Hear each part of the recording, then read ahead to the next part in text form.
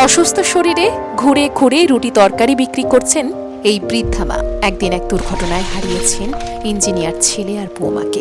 অপয়া অপবাদেও বাড়ি থেকে তাড়িয়েও দেওয়া হয়েছে, কিন্তু এই মানুষটা হেরে যাননি। তিলে তিলে বড় করছেন নাতনিকে আর বলছেন, আমি বাঁচবো, ঠাকুর আমাকে বাঁচিয়ে রাখবে, কারণ ঠাকুর সব কেড়ে নেয় না। বাংলার এই মা ঠিক করে নিয়েছেন যে জীবন যুদ্ধে তিনি হার মানবেন না। বিগত 10টা বছর মাছ মাংস কিছুই খেতে পারেননি। একবেলা খান, একবেলা না খেয়েই থাকেন, তবুও কারোর কাছে হাত পাতেন না, ভিক্ষাও করেন না। রাতে মাত্র ঘন্টা 3 ঘুম, তারপর আবার কঠোর পরিশ্রম। আপনারা যারা মনে করছেন যে জীবন যুদ্ধে আর পারছেন না, ক্লান্ত হয়ে পড়ছেন, এই গল্পটা তাদের জন্য। শুনুন, মনে বল পাবেন।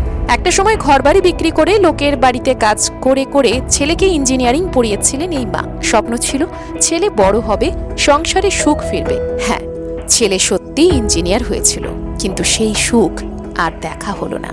আজ মালদার কোর্ট চত্বরে দেখা যায় এই বৃদ্ধা মাকে। 2 হাতে ভারী খাবারের ব্যাগ নিয়ে ধীর পায়ে হাঁটছেন। চুলগুলো সব পেকে গেছে, শরীরও বয়সের ভারে নুয়ে পড়েছে, তবুও তিনি হাঁটছেন আর বলছেন, গরম খাবার আছে, নিরামিষ খাবার, লুচি, ঘুগনি, রুটি, খিচুড়ি।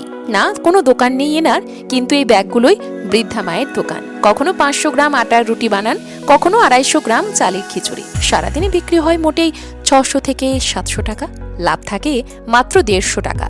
আর সেই টাকাতেই চলে সংসার। বাড়িতে রয়েছেন অসুস্থ স্বামী, যিনি আর কাজ করতে পারেন না, আর আছে মাত্র 10 বছরের একটি নাতনি। মালদার সর্বমঙ্গলা পল্লীর একটি ভাড়া বাড়িতে থাকেন তারা। বাড়ি ভাড়া প্রায় 3000 টাকা। নাতনিটা যখন মাত্র 21 দিনের শিশু ছিল, তখন ছেলে আর বৌমা চেন্নাই যাচ্ছিল কাজে যোগ দিতে, কিন্তু পথেই এক দুর্ঘটনায় সব শেষ হয়ে যায়। তারপর পাড়ার লোকেরা এই ছোট্ট শিশুটিকেই অপয়া বলে দোষ দিতে শুরু করে, কিন্তু সেই অপবাদ সহ্য করতে না পেরে বৃদ্ধা মা নাতনিকে বুকে আগলে নিয়ে চলে আসেন মালদাতে। আজ তিনি নিজেও কঠিন অসুখে ভুগছেন। 3 মাস অন্তর অন্তর রক্ত দিতে হয়। একটানা জোরে কথাও বলতে পারেন না, চোখে ঝাপসা দেখেন, তবুও থামেননি তিনি।